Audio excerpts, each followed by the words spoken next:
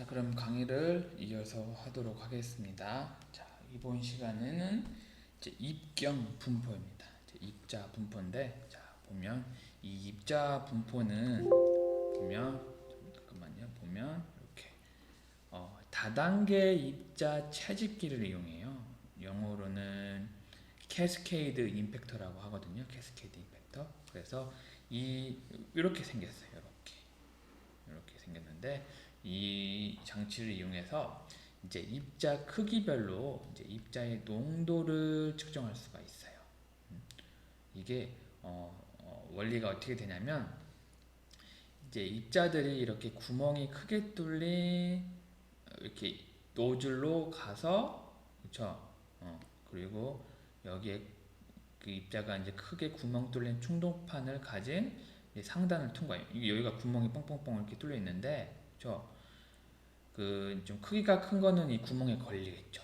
그리고 구멍에 걸리지 않는 것을 밑으로 빠져나가거나 옆으로 이렇게 세 가지고 또 이렇게 또 좁은 또 노즐을 또 통과하고, 또 이 충돌판에 있는 구멍보다 좀 더 작게 해서 그만큼의 여기서 통과한 것을 또 여기다 좀 포집을 하고, 그렇죠? 그 이외에 더 작은 크기는 여기 쭉 또 내려가고, 그래서 요거를 계속 반복해서 여기 있는 충돌판에 입자의 크기를 구멍이 더 작으면 작을수록 더 작은 입자를 또 포집할 수가 있죠.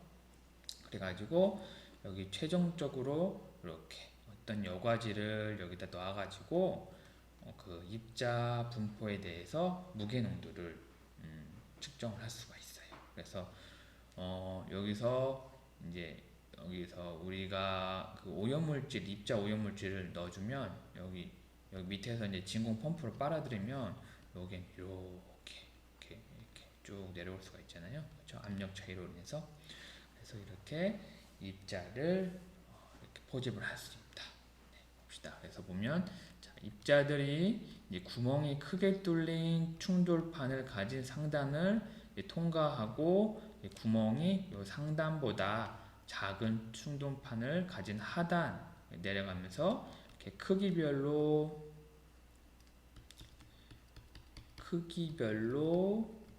이제 먼지를 이제 채집하는 장치다. 그렇죠? 그래서 각 충돌판마다 통과할 수 있는 입자의 크기가 이제 결정되어 있죠. 왜냐하면 이 충돌판에 이렇게 구멍이 나 있잖아요. 그렇죠? 이 구멍보다 작은 것은 통과하겠고, 그렇죠? 구멍보다 큰 것은 여기 걸리겠죠. 그래서 이미 결정되어 있어서 각 충돌판 밑에 설치되어 있는 여과지의 이제 무게를, 그렇죠?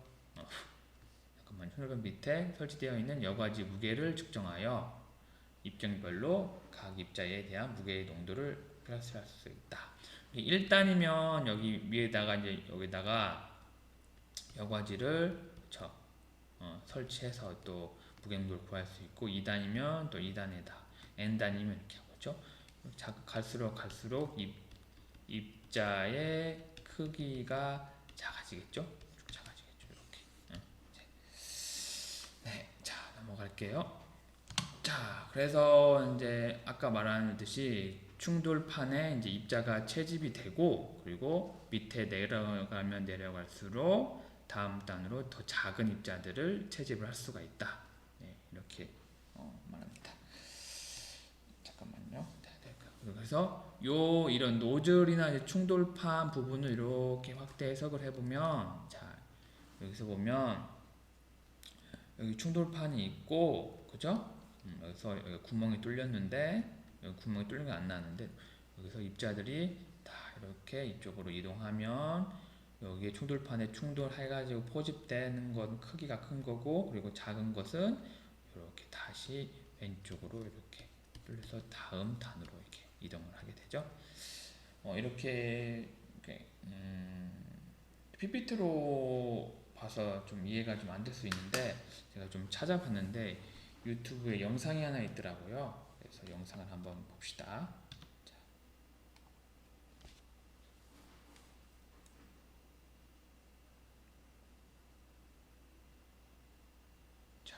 영상을 볼게요.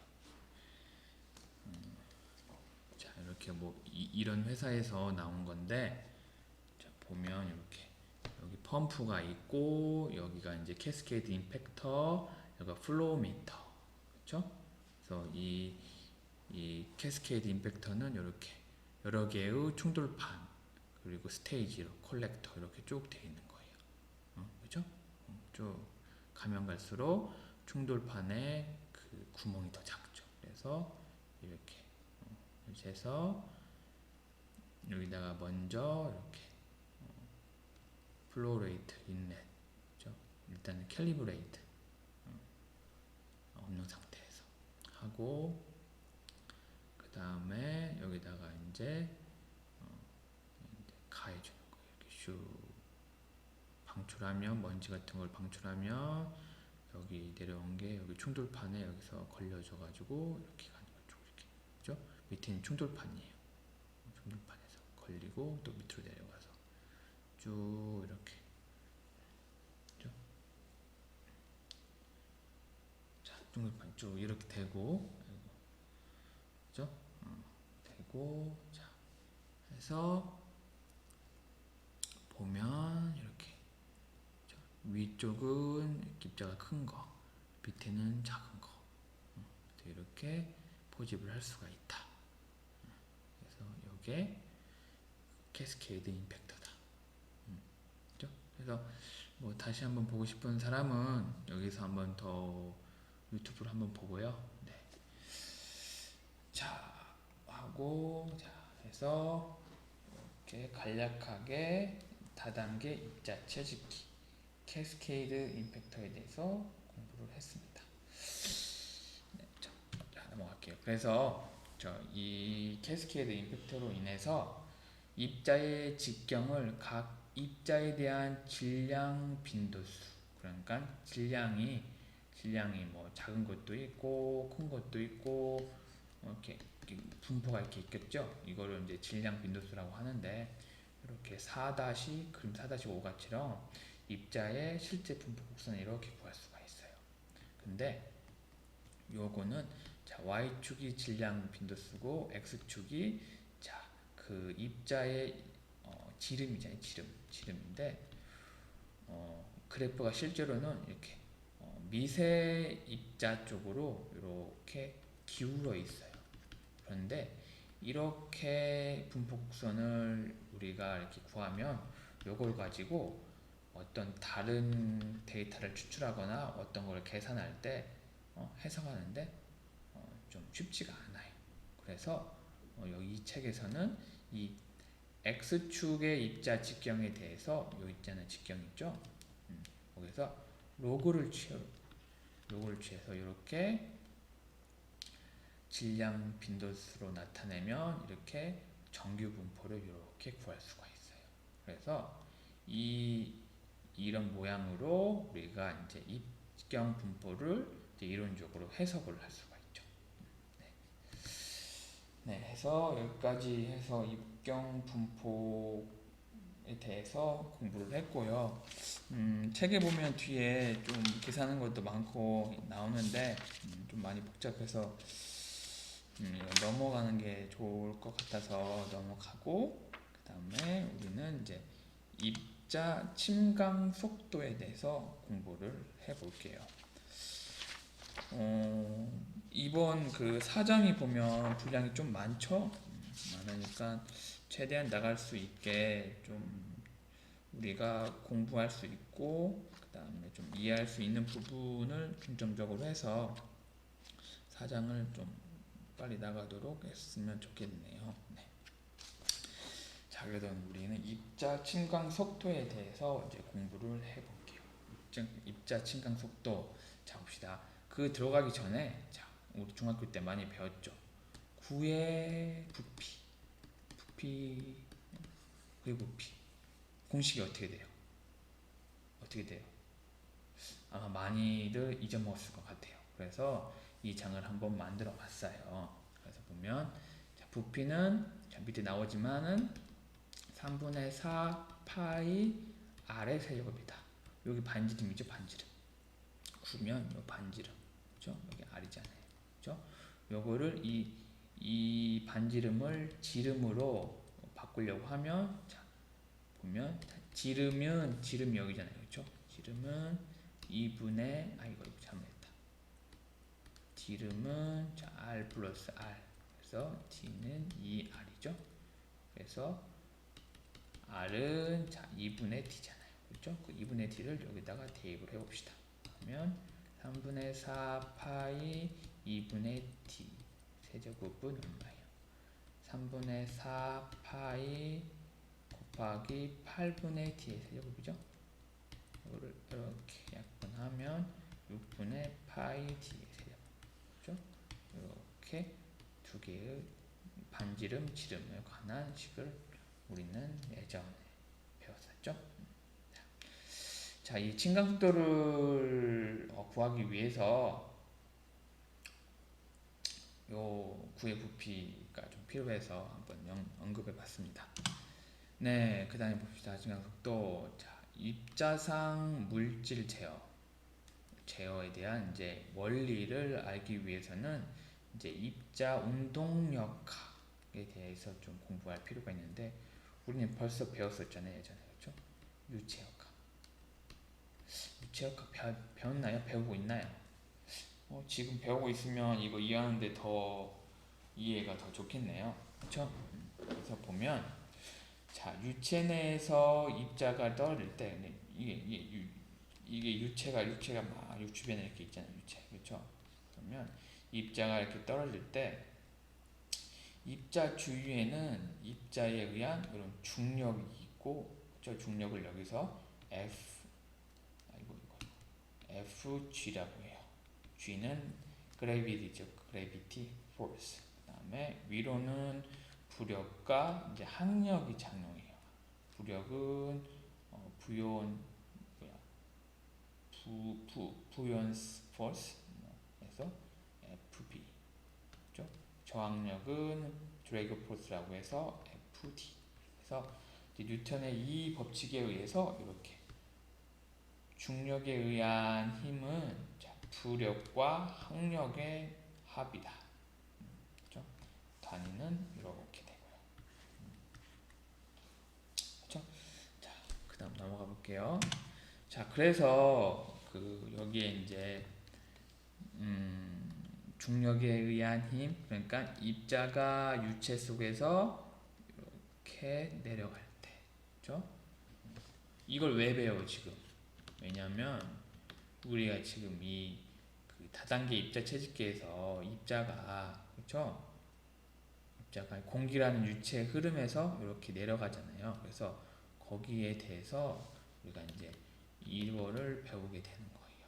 그렇죠? 그래서 이렇게 그다음에 중력에 의한 힘, 이렇게 부력에 의한 힘, 그리고 항력에 의한 힘. 그렇죠? 그래서 봅시다. FG는 6분의 1 파이 dp, D는 지름이죠. 세제곱 로우 G. 로우는 보면 뭐예요? 입자의 밀도. 그렇죠? 입자의 밀도죠. 그 다음에 곱하기 G 중력 가속도.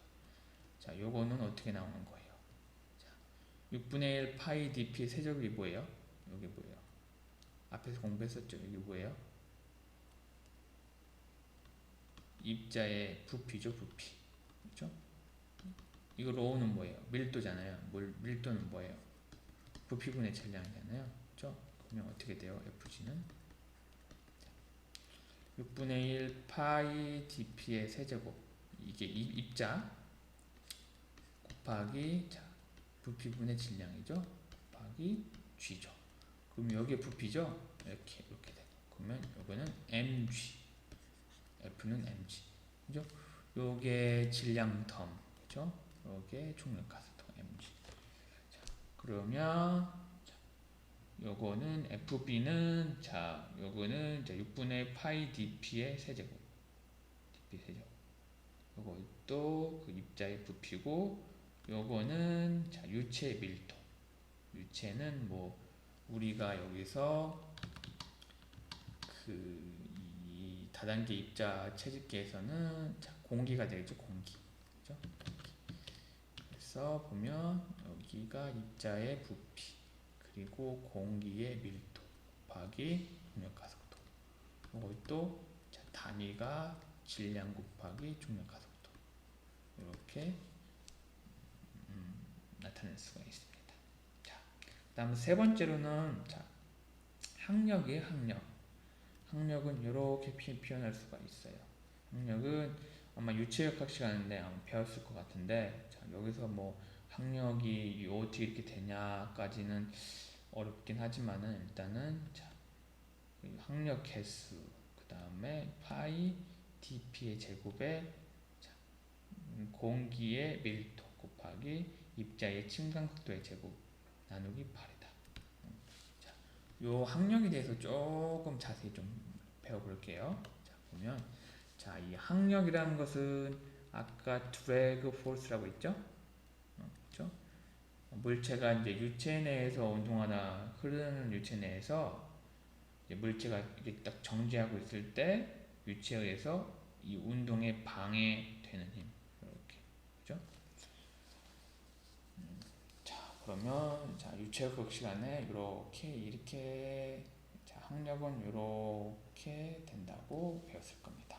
2분의 1 곱하기 자, 유체의 밀도 곱하기 유체와 물체의 상대 속도, 즉 침강 속도의 제곱 곱하기 항력 개수. 그리고 요 A는 속도와 직각 방향의 물체의 단면 지역인데, A가 뭐냐면 이렇게 입자가 이렇게 구로 되어 있잖아요. 그러면 우리가 열로 이렇게 바라봤을 때 90도로 이렇게 투영이 될 거 아니에요. 그렇죠? 원이 이렇게 투영이 되죠. 그러면 요 투영된 요 거기에 넓이를 말하는 거예요. 넓이. 그러면 요건 원이잖아요. 원이면 요 넓이. 원의 넓이는 어떻게 돼요? 파이 4분의 파이 곱하기 d 제곱. 그죠? 맞잖아요. 원래 우리는 원의 넓이 요 원이 r일 때 2분의 파이 r 제곱이 요 a잖아요. 그쵸? 넓이. 근데 r이 r d가 이 직경이 여기 d잖아요. 그쵸? 그러면 2r은 d. r은 2분의 dr. 그쵸? 2분의 d. 맞나? 잠깐만요. 이거 어떻게 되지?